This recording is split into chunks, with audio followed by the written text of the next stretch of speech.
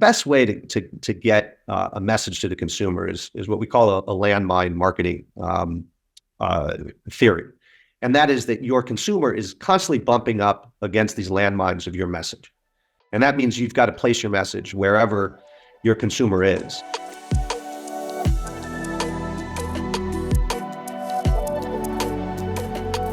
I'm excited to introduce today's guest, John Rosenberg, a longtime great friend and the founding partner and co-head of Gnet agency, now part of Keywords, which John will tell us a bit about in a few minutes. But as we like to do here on the Beam podcast is have you get to know something about our guests that not that many people who work with them actually know.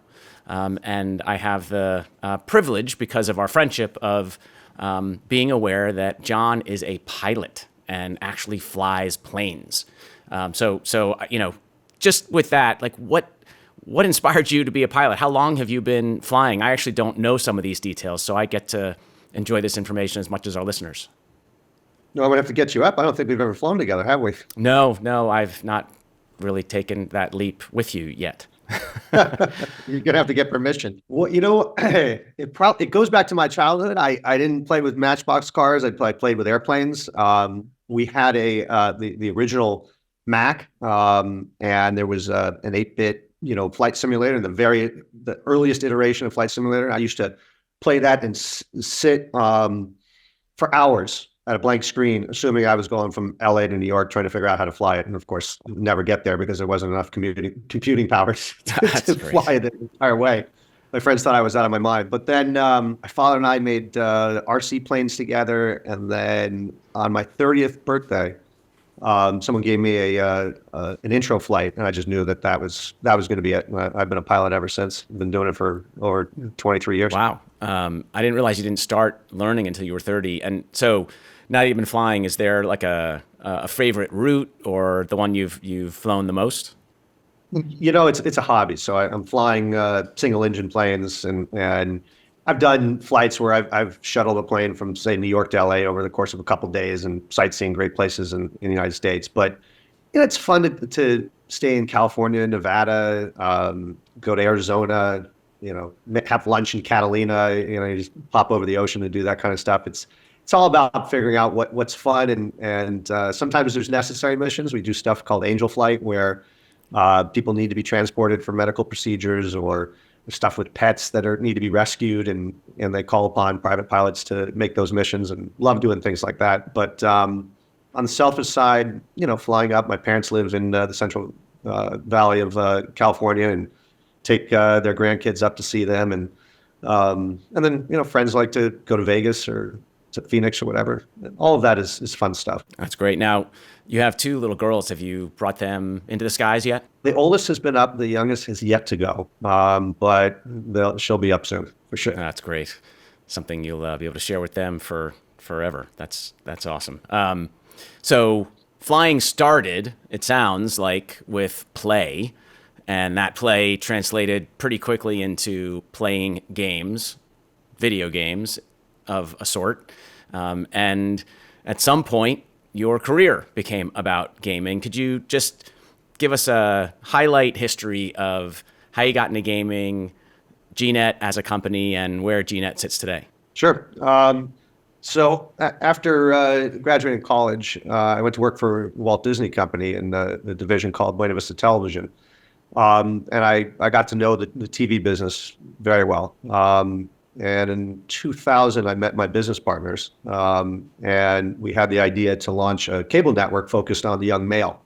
The idea was to counter-program MTV, which at the time was very, teen female, poppy, shiny programming, and we knew that there was an underserved audience. And there was already a basic passion for games. I was not a hardcore gamer, but I loved games, and I knew that there was something missing in the market at the time for people like myself, which love games, but weren't interested in the technical kind of nerd aspect of it, but more so just the casual fun and being able to identify with it. That's something that has converged, but back then it was 2 very separate audiences.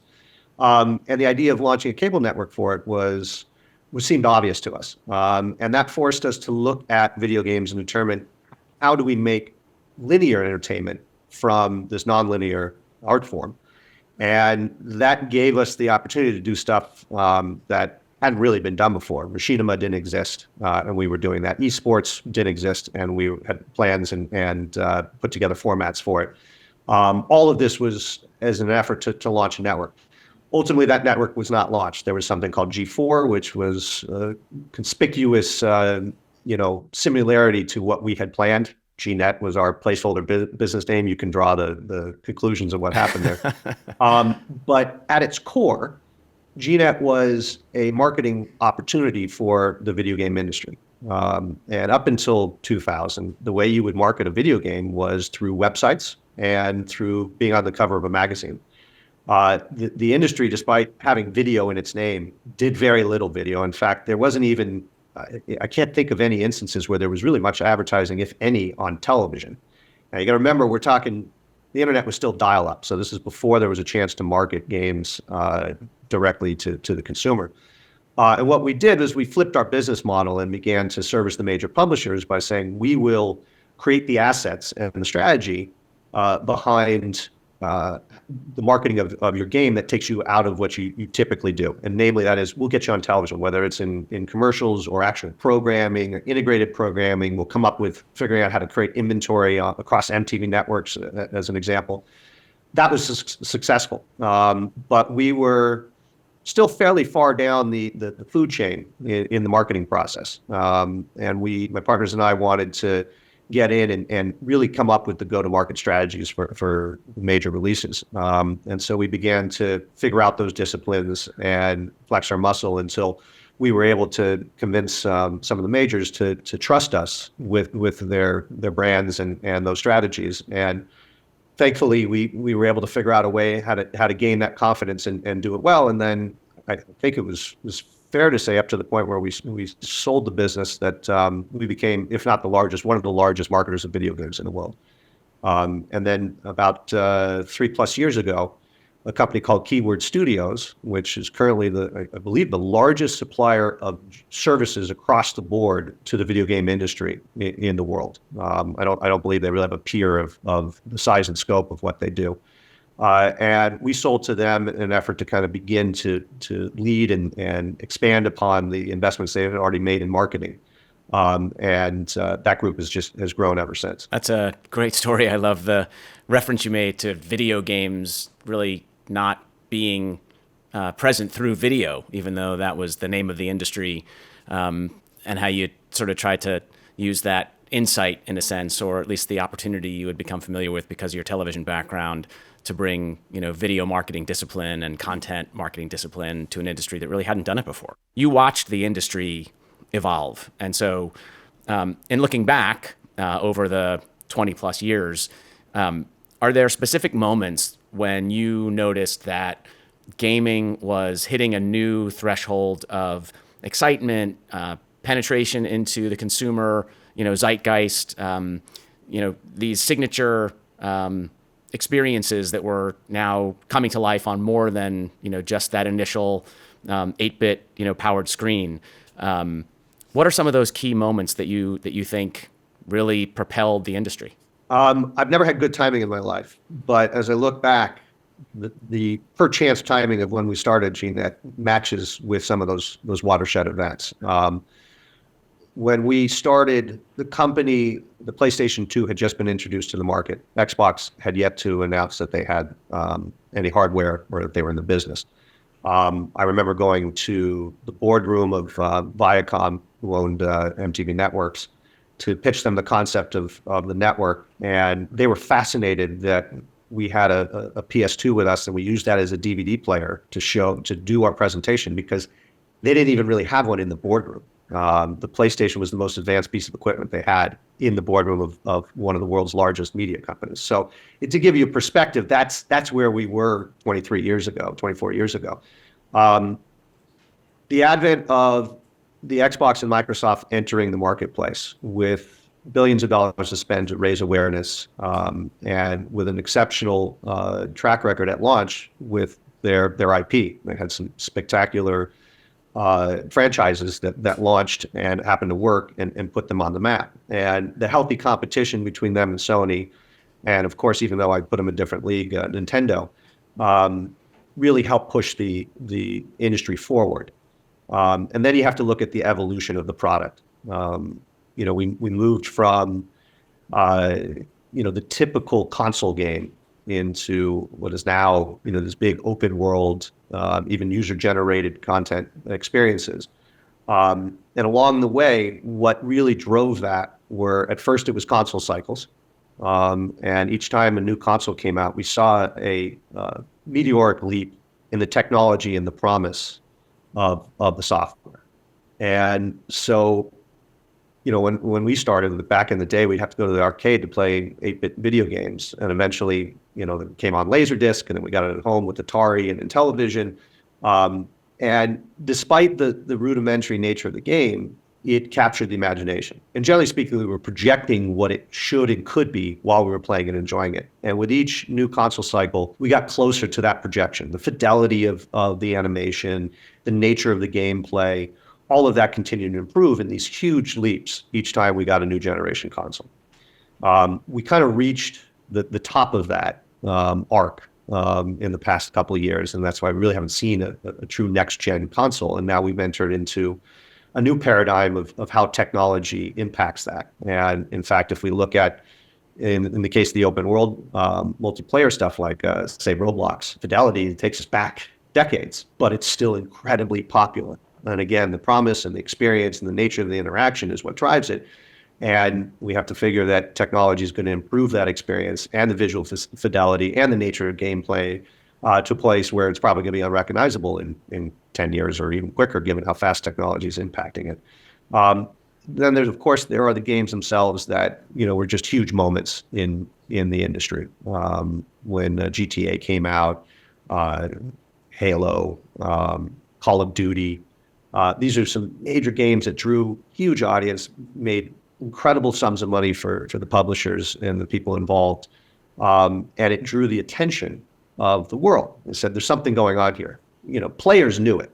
Those of us on the upper end of the demographic that have been playing since, the 70s and 80s, or those who were right at the core of it, who are millennials and thereafter, who were just really at the heart of the industry. They knew it, but the rest of the world was waking up when the favorite refrain was the video game industry is bigger than the entertainment industry, which is true in some cases. It's probably an unfair comparison, but nevertheless, it opened people's eyes that there was something very real going on here, and it also opened or paved the path to investment. And so you had a marketplace that was willing to take risks and spend large sums of money to make the experience as good as possible.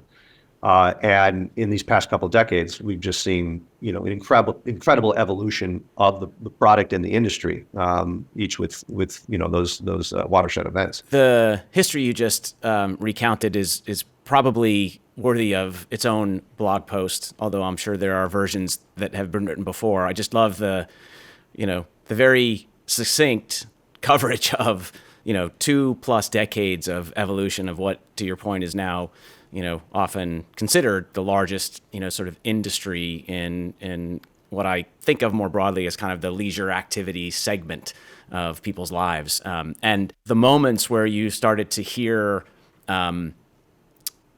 different types of people talk about playing with consoles or playing games started to have such a profound impact on the perception of what it meant to be a gamer, whether or not you identified yourself as such. So, when the Wii got, young moms off, the couch to exercise in their living rooms in a different way, or when Candy Crush became, I guess this was more of a pre-pandemic experience, but became the water cooler conversation based on how far, you had gotten in the game and what level you had achieved and how long it took you. It started to really mean that gaming had hit a mainstream awareness, even if not everybody played, everybody understood, or everybody knew, and that must have affected how companies needed to market in the gaming industry. So taking those two realities. The first one is, how has marketing changed because of the changes in, who's playing games and the types of games that are out there? Has it become, a much more channel specific, demographic specific, discipline in marketing video games? Is it about, really refined types of content that have to be created to reach the right audience who you want to play and buy your games? So let's start there. How has marketing changed? Yeah. Okay. So it's not to take up a couple days of discussion, but broadly speaking, before 2000, maybe 2010, really before the internet, let's just put it that way, there were limited avenues of being able to create a marketing campaign. Where would you distribute your message to? Television was an obvious one, some product placement, outdoor advertising, billboards, what have you, the sides of a bus. And there might have been in the early days, we'll call it influence marketing, but it was PR, right? You'd have celebrities on talk shows and like that. That was about the extent of what you could do for marketing. The internet changed that. And it changed the way people looked at traditional broadcast, outdoor, and how to go direct to your consumer. For games, what you have is a unique psychographic, something that unifies, I believe, across the entire spectrum of gamers, from the casual, from the mom who's maybe 38 years old and likes to play Candy Crush or something from King, or when Facebook had its suite of games and Zynga, that casual gamer all the way to the truly most hardcore. There's one thing that unifies everyone is that you're pretty passionate about it. Even if you're casual, you love that time that you spend 5 minutes or 3 minutes or an hour playing that game. And the way you define video games is much broader than people used to, which was, the young male in his basement playing a game that was hardcore, the way, say, South Park portrayed it. But there's still that passion. There's still something that people identify to. So as a marketer, if you're looking at your audience, one of the broad things we said, regardless of the product you're marketing, is the best way to get a message to the consumer is what we call a landmine marketing theory. And that is that your consumer is constantly bumping up against these landmines of your message. And that means you've got to place your message wherever your consumer is. And you have to tailor that message and the way you communicate it to that place where the consumer is. So you can't just say the same thing the same way wherever the consumer goes. You have to actually tailor it to where their experience is. And if they get hit enough by it, the number of impressions, if you will, that you give to them, and you penetrate into your audience that message, you're going to have a successful campaign. Your product's going to have to fulfill the promise, of course, but at least you're going to get the consumer to know that your product's there. If you're a non-endemic advertiser and you're going to be talking to the video game audience, there's a lot of places you can go to market to them. There's in-game, there's around games, there's game partnerships, there's product. When I say in-game, there's also product placement. There's the nature of actually making a game around your product, the gamification of your product. But the most important thing as a marketer seeking this audience is that you have to be genuine, sincere, and honest. Because people who play video games writ large are very insightful, very intelligent. And as you move down towards the core, they're going to look at what you're doing. A 9-year-old boy or a 12-year-old girl are going to post about your attempted strategy of messaging your product because they get it. They know it. That's true. And as you move further up, people are going to really either be offended by or embrace what you're telling them if you are able to do it honestly and sincerely, which might require doing some self-deprecation with your product to acknowledge that this might be a weird fit. And that's going to endear you to the audience. Or acknowledge that your audience loves this product. You might not be a major brand, but the fact is you build some sort of momentum behind that, and this audience loves it, and you're able to give to them that experience, and they're going to embrace you. But be warned, if while you're doing that you get arrogant, they're going to crush you. They're going to tear you apart. I think of Cyberpunk and the problems they had.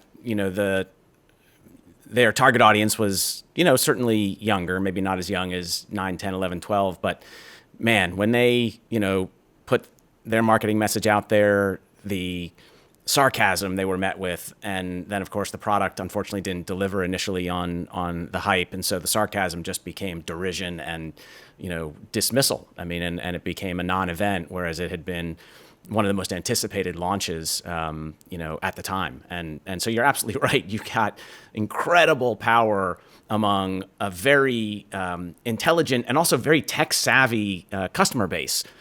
It's not that, every 9, 10, 11, and 12-year-old posts to social media or necessarily, has a phone at that age. But as soon as they do, if they are a gamer, and in today's world, just about everyone under the age of 13 has played games on a device on some level, they know what they're doing with a touch screen, and it takes them less than 4 seconds to grab a screen capture and type something silly about it, or put some critical emojis next to it, and suddenly it's live, and that becomes the message that you're now seeing from your target audience. So it is it's got to be a little worrisome, for companies who are trying to attract this audience, especially if they're a non-endemic, right? So if you are an insurance company, a food and beverage company, a fashion brand, and you know that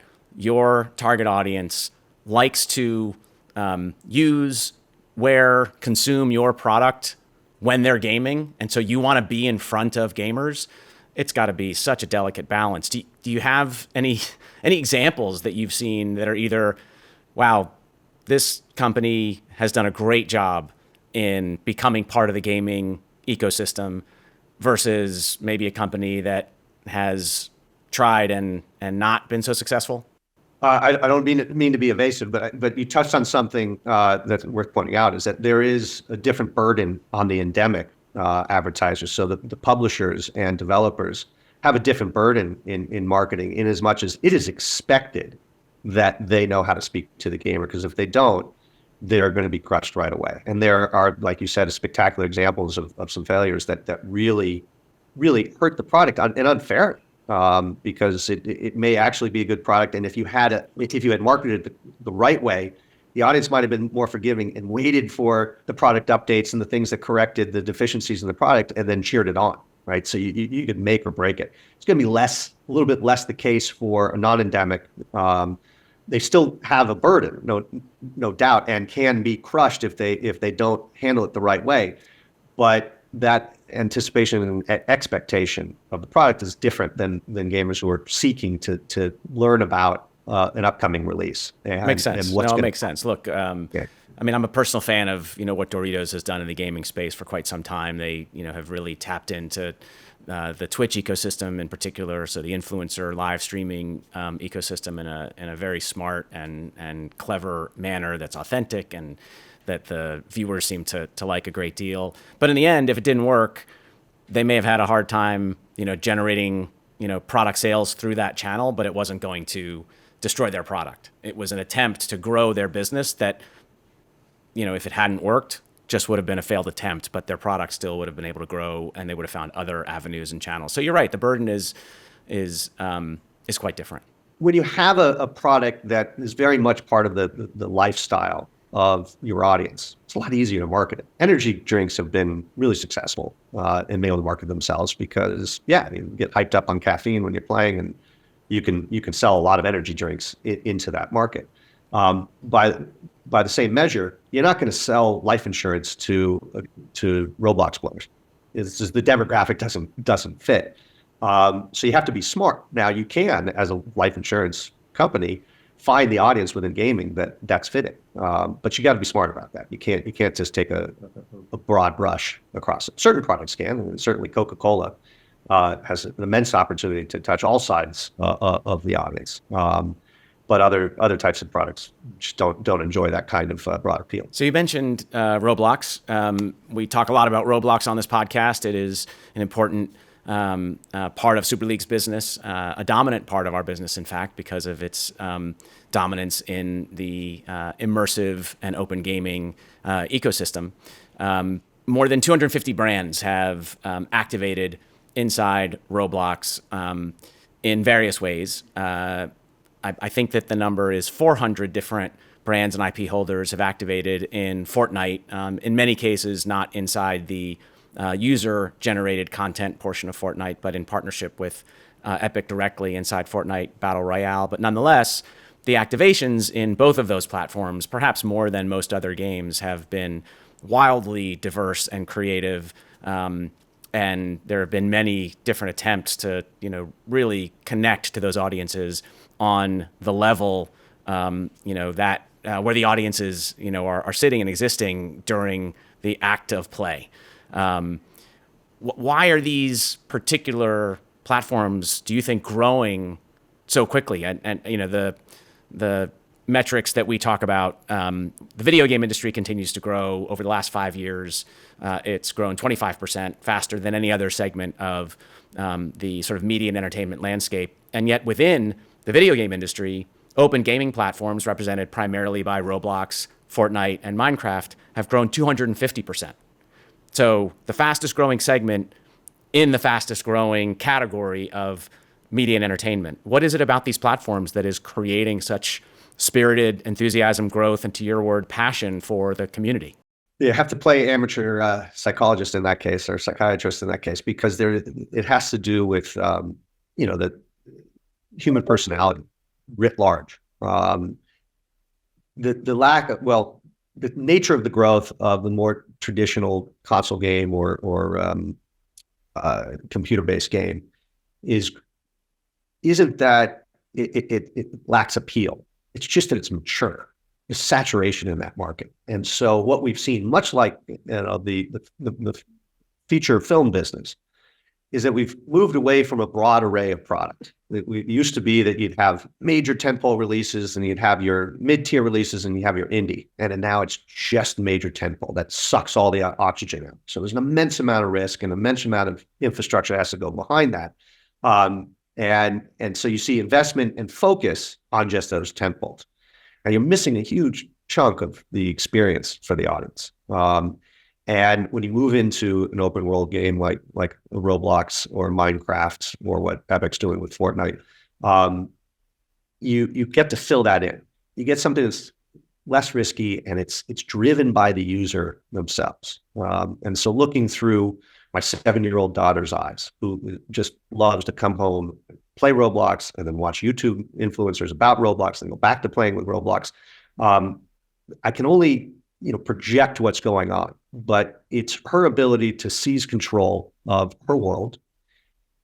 Imitate what she sees in the real world, the things that she might covet that are for older kids or adults, the things that she does with her friends, and the things that she can personalize, and then explore and interact with other kids or adults for that matter, in a way that is empowering. And so there's this constant discovery, this constant brain activity of figuring out what's going on, from building a house to being a babysitter or being the baby who's being sitted. It is something that she's constantly finding a new experience from. And she was a big fan of Lego Star Wars and the problem solving in it, and spent a lot of time, it's a fantastic game if you haven't played it. It's just a remarkable expression of the canon, and allowing you to understand the whole series of the major films. And she digested all that. She loved the problem solving, but not the same way that she got into Roblox. Roblox just had no rules for her, so she was able to explore. And then you added in the music and the interaction with others that she couldn't get in the Star Wars Lego experience. And that's really captured her attention. And I think that's where that core is. It's the user-generated content and the user-generated experience that is a paradigm shift. And I think what we can see in the Roblox world is that there are certain creators who are outstanding and gain a lot of attention. Their product is outstanding, and that draws people into it. And the people are going to be forgiving because they know it doesn't have to be a formal product. It has to just be good enough and capture enough of the gameplay experience that it's going to be engaging. And when there's enough of that creates variety, and that's very sticky. And then to your point, from a marketer standpoint, the ability to drop in things that represent their real life experience, but in this virtual world and the way they're interacting with it, that heightens its ability to be real and fantasy at the same time.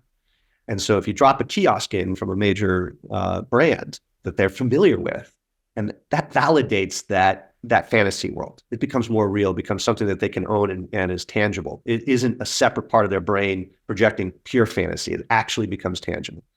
And that makes it more real and more fun. And those are huge opportunities. But I digress from answering your question, which is the why it's attractive and sticky. But the two kind of, come together to make it such. The data supports, everything that you're referencing. The average amount of time spent on Roblox per user per day is 2.5 hours. Members of Gen Z spend more time on Roblox than any other platform, including TikTok and YouTube, on a daily basis. On a given day, a Roblox user will visit 14 to 15 experiences during that average of 2.5 hours. There's never been a gaming environment where that's even possible, much less happened.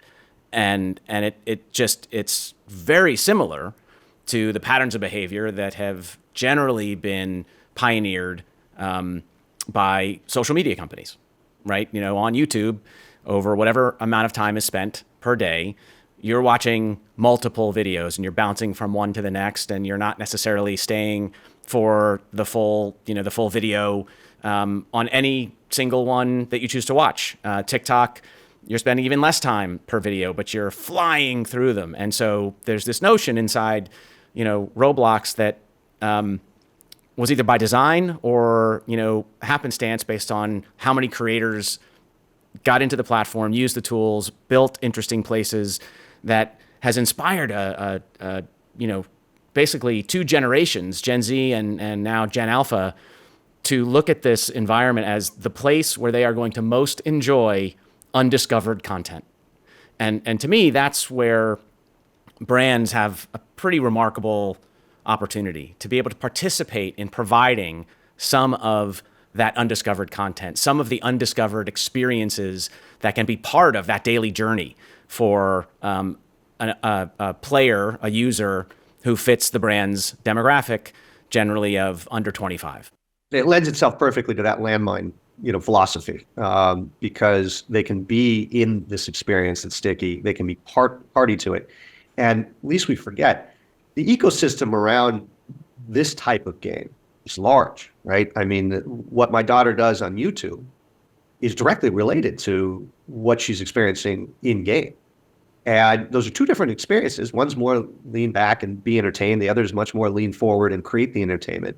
But they are directly related. A brand that wants to be part of that has got a remarkable opportunity to seed their message in both forums and a few others, so that their target audience is going to bump up against that message and see the brand in multiple places and in arguably very organic manner that makes it an endearing experience to the brand. So the association becomes very positive. So when done correctly, you've got a remarkable opportunity that doesn't really exist outside of this format to get that message across and have your consumer really embrace that product. Do you think that traditional video games should be marketing in Roblox? Absolutely. What would that look like? Well, we've seen a lot of activations, right, of consumer brands and entertainment companies. We've worked with, brands in fashion and beauty and finance and auto and CPG and food and beverage. I mean, across the board, there have been some video games, but are they missing something? Are the major publishers not quite kind of picking up this opportunity properly? I don't know if I'll level the criticism that they're not doing it properly, but I would say it took a little bit of time, but eventually the majors adopted mobile, right? I mean, and free to play. Why? I mean, those are extensions of games. Look at what Call of Duty does. It hits all of them. Why? Because that's where the audience is. And certainly there's money to be made in those different extensions of the core product. Why not inside an open world like Roblox? I mean, it's the same model with arguably as much, if not greater, opportunity. Interesting. There are people who have started to try to compare what happens in Fortnite creative from some sort of a gaming perspective and what happens inside Roblox. And the only sort of relevant distinction of those that are made for this conversation at the moment is that inside Fortnite creative, you're more likely to find, the next Call of Duty because of the nature of the gameplay that takes place there, what the community seems to respond to. Whereas inside Roblox, you are perhaps more likely to discover the next version of an MMORPG, something that is much more about multiplayer interaction and creating your space or your zone or your home or your base and sort of growing from there. I'm not sure that distinction matters, but it's interesting that at least in both cases, there's talk of new major franchises being created. And in order for them to become major franchises, those have to be launching pads, because I don't know that enough business can be generated in them on their own. But perhaps there are properties that launch in those spaces that can then, be built into dedicated PC games, dedicated console games, become entertainment properties, large merchandise lines.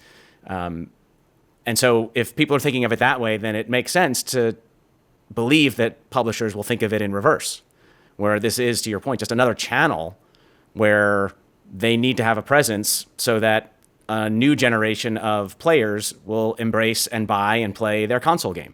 The ability to research and test within the kind of Roblox environment is unique. That didn't really exist before. So you can go in stealth and build experiences that are going to hint at something that you might do as a major, $250 million investment, and start getting some real-time feedback with an audience that's, you're going to covet and seek for your product. Why not? It's a great testing bed without a great deal of risk associated to it. And conversely, you can come in with the brand extension and begin to tinker with the things that you might want to improve upon.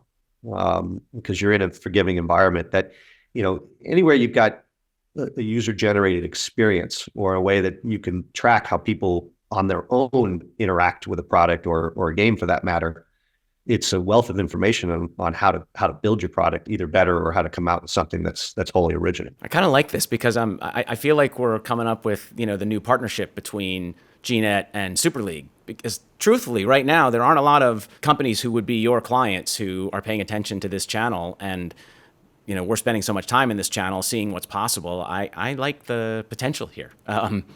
It's sort of well-timed that we're having this conversation. You worked at Disney in the beginning of your career. Disney just made a huge commitment to exactly these platforms that we're referencing: open world, creator-driven, UGC gaming platforms. What's your opinion of that transaction, that deal, that announcement? What are your thoughts about the announcement? It'd be all guesswork, right? I don't have any particular insight, but I think for the motivations, I think they're smart enough. I mean, Disney has been in games for a long time, and knew what it was like to publish and how to extend their IP into gaming worlds, and some of it really successful in that regard. They also understood what it meant to license that out and let people whose businesses were solely devoted to creating games and to do it bigger and better than they probably otherwise would, but on a license model. I think those experiences have converged into the reason to make the investment into Epic. It wasn't long ago where Disney was teasing the market about the metaverse experience. And they're a natural place. I mean, the theme parks, what a natural place to create a metaverse experience. Does an open world like Fortnite allow them to get in that quicker, simpler, and maybe a little bit more intelligently than the big risks of trying to build these massive experiences that the market may not even be ready to really engage in yet? Absolutely. And with a company that does an exceptional job managing its IP and its tools and its user base, and the ability for that experience in UGC to come together, it's got almost limitless opportunity for both companies. And I would imagine, if managed correctly, that union is going to be very, very fruitful, not only for the two companies, but also for the consumer and the gamers who are going to dive into it, because it should be an exceptional experience. The brand extensions themselves are going to be exciting. The amount of IP that Disney has under management makes it exciting and lends itself directly to these extensions. And I would imagine with the creative firepower behind it, it's going to be a lot of fun for across the spectrum of gamers and audience. Having started my career at Marvel, the opportunity to go into an open gaming environment and interact with the Marvel character universe in ways that fans, have probably been dreaming of and imagining for quite some time would be just joyous. And so I'm excited to see, what comes of it. And in many ways, it's still a hits-driven business. And so it's got to be good. No different from, how a Marvel movie has to be good to keep the fans coming back. So, but it will be joyous if it is as good as it can be. You're right about being hit-driven. There's a lot of experiences that you can find on Xbox or on PlayStation or in mobile that aren't major hits, but are joyous and wonderful. And because they were made under modest investment, they're sustainable. And that's encouraging because we're all better served as the consumer of games when you've got a broad spectrum from tentpole big games to small independents that thrive because they're really creative and do a good job. In these open worlds, the ability to do that en masse is exciting because then you can take a lot more swings at it, and the things that emerge that are really exciting are going to be good for the consumer and ultimately the people who come up with it. And the investment doesn't have to be as radical as a quadruple A investment that has an immense amount of risk behind it.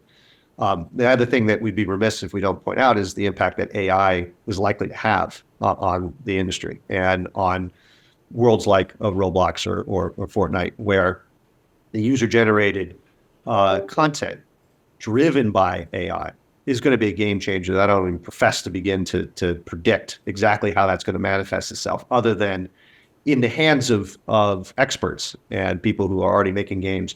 It's going to enable at a quicker pace and for less expense an incredible leap forward in the gaming experience. And in the hands of the user, things that we can't predict that they will do with it, that will be very exciting. And properly harnessed, that's going to be good for everyone, for the person who wants to play the game, person who wants to create it, for the brands who want to be associated to it, to the brands that want to create their own experiences.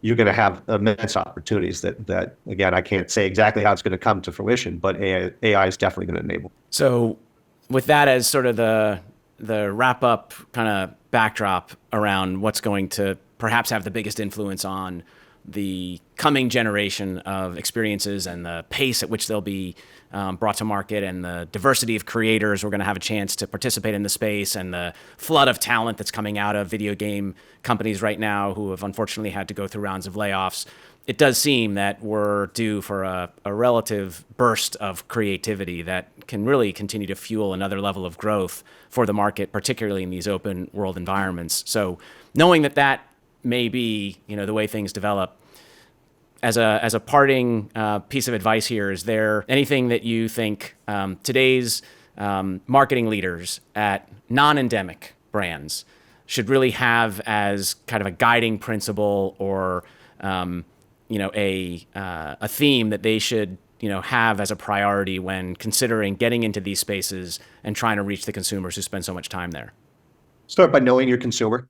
And if you do, you're likely to find that they live in the gaming space. And then don't be afraid to communicate to them through that avenue or in those worlds.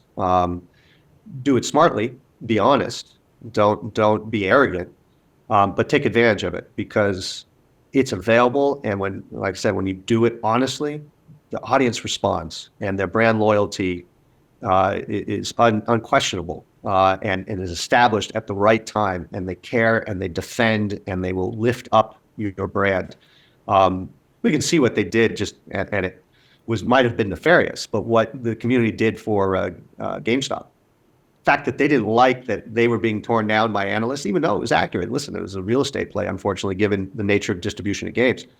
But people cared about GameStop because they went in and they got the experience they wanted with people they cared about on the product they most wanted, and they propped up billions of dollars of market cap because they went in and said, we're going to defend against this, attack against your business. Even though, again, it wasn't an attack, it was a fair assessment of what was happening to the business.